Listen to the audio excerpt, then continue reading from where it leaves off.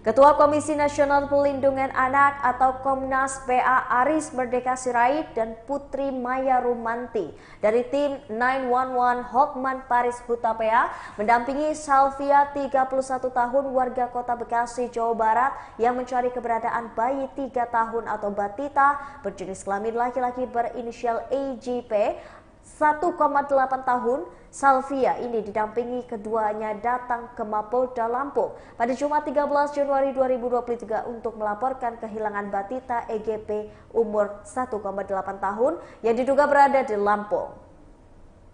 Menurut Aris Merdeka, ia datang ke Lampung untuk mendampingi Salvia yang mencari bayinya yang diduga berada bersama mantan suaminya yang mengatakan Salvia sudah hampir 4 bulan berpisah dengan EGP.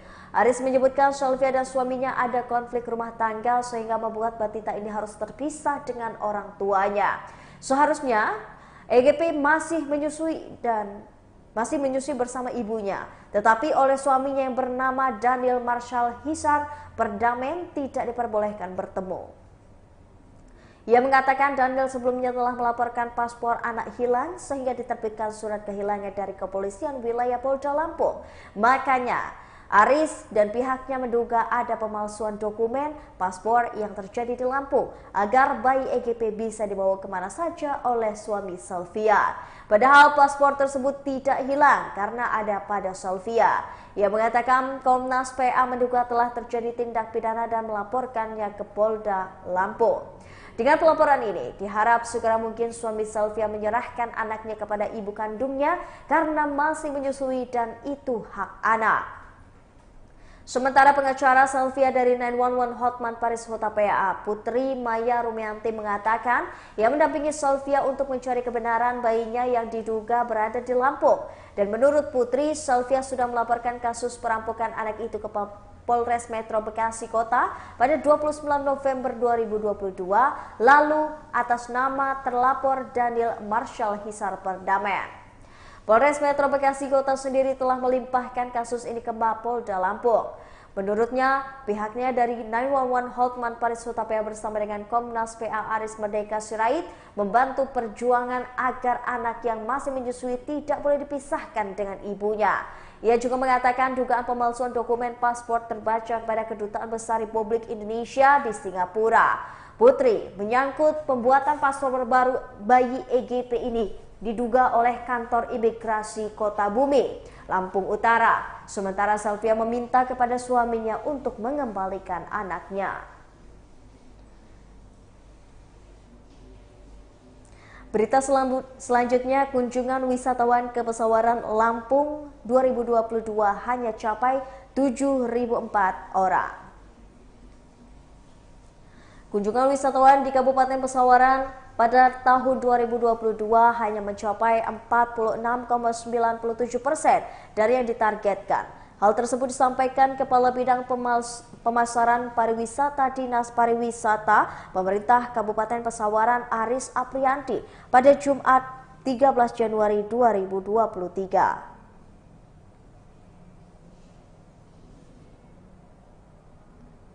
Aris mengatakan data kunjungan wisatawan yang datang ke Pesawaran pada tahun 2022 sekitar 7.000 orang. Padahal pihaknya menargetkan kunjungan wisatawan di angka 1,5 juta orang. Menurut Aris, dugaan pencapaian tersebut terjadi penurunan yang sangat signifikan. Karena pada tahun 2021 kemarin kunjungan wisatawan ke Pesawaran mencapai 1,3 juta jiwa dari target 1,9 juta jiwa. Lanjut Aris, untuk kunjungan wisatawan yang datang ke Pesawaran terbagi menjadi 2 wisatawan.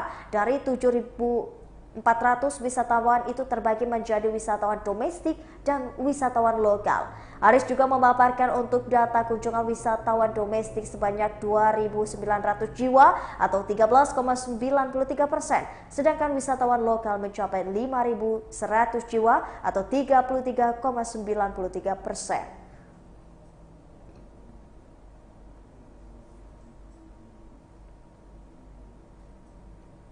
Berita selanjutnya, merasa tak terima di PHK sepihak, pekerja media di Lampung mengaku kepada Disnaker. Konsorsium Gerakan Pekerja Media melakukan pengaduan terkait pemenuhan hak-hak normatif pekerja yang dilimpahkan ke Dinas Ketenagakerjaan Pemerintah Kota Bandar Lampung.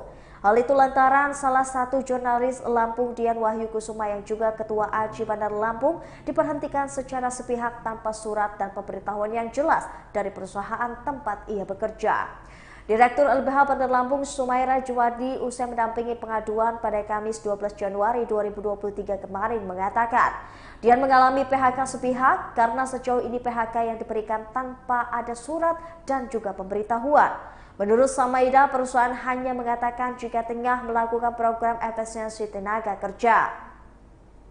Padahal berdasarkan PP nomor 35 tahun 2021, perusahaan harus menyampaikan secara patut dan tertulis terkait alasan ketika perusahaan melakukan efisiensi, namun hingga saat ini tidak dilakukan. Atas permasalahan tersebut, pihaknya mengadu ke Disnaker Bandar Lampung sebelum melakukan upaya-upaya bipartit.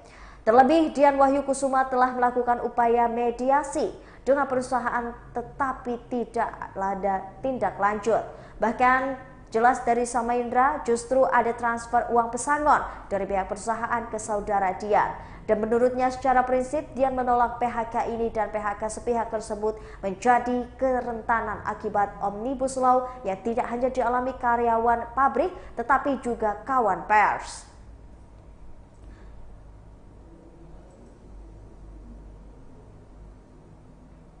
Berita selanjutnya, mengintip pengrajin kue keranjang khas Imlek di Bandar Lampung. Kue keranjang merupakan panganan khas yang disajikan saat perayaan Tahun Baru Imlek. Warga Bandar Lampung sendiri mengenal kue keranjang itu dengan sebutan kue tutun. Karena teksturnya yang lengket dan legit, kue ini sendiri bermakna sebagai kue pemersatu atau keakraban. Hal ini dikatakan oleh Hasan Kurniawan, pemilik rumah produksi kue keranjang Cap Teratai di Jalan Sadewa Atas Kampung Sawah.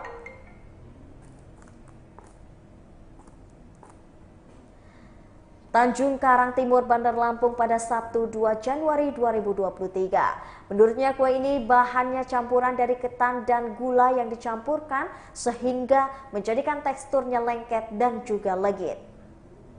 Karena kue ini khas, maka pihaknya hanya memproduksi setahun sekali.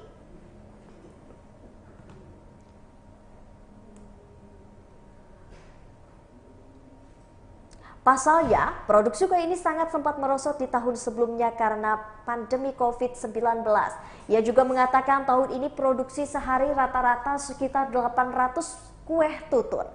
Bila dirata-ratakan 800 kue ini sekitar 400 kg karena berat satu kue berkisar setengah kilo. Jumlah produksi terbilang meningkat 2 kali lipat atau 100% dari tahun sebelumnya. Pasalnya tahun sebelumnya ruang produksi tutun milik Hasan hanya memproduksi sekitar 400 buah kue tutun per hari. Adapun kue tutun itu sendiri bisa dijual dengan harga Rp24.000 per kilo.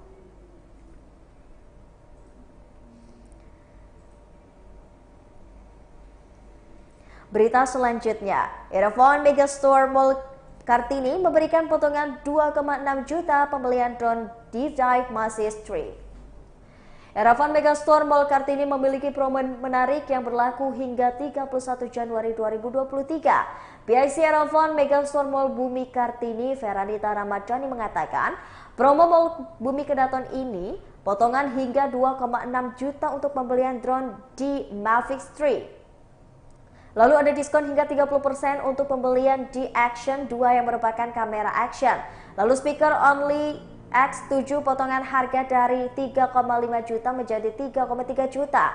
Harga spesial mulai dari Rp1.299.000 hingga Rp3.500.000 untuk pembelian handphone Marshall. Dan selain itu ada juga untuk pembelian handphone atau iPhone 11.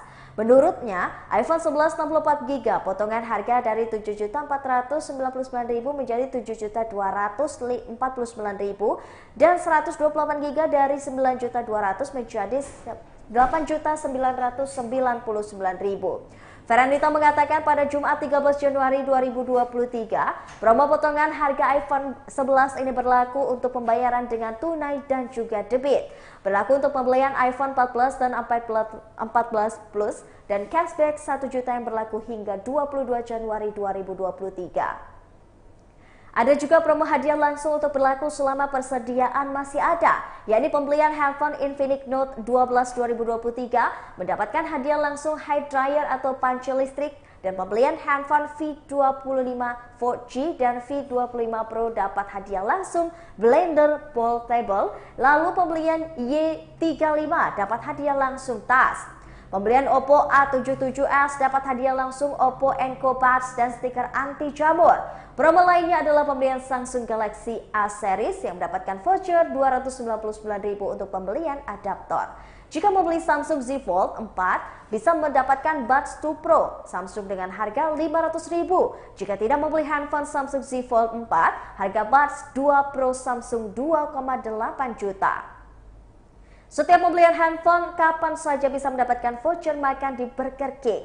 Untuk tahu lebih lanjut bisa mengenai handphone terbaru ini maupun handphone lain dan aksesoris, bisa langsung datang ke Erafone Megastore Mall Kartini. Erafone Megastore Mall Kartini buka setiap hari mulai dari pukul jam 10 pagi sampai dengan jam 10 malam.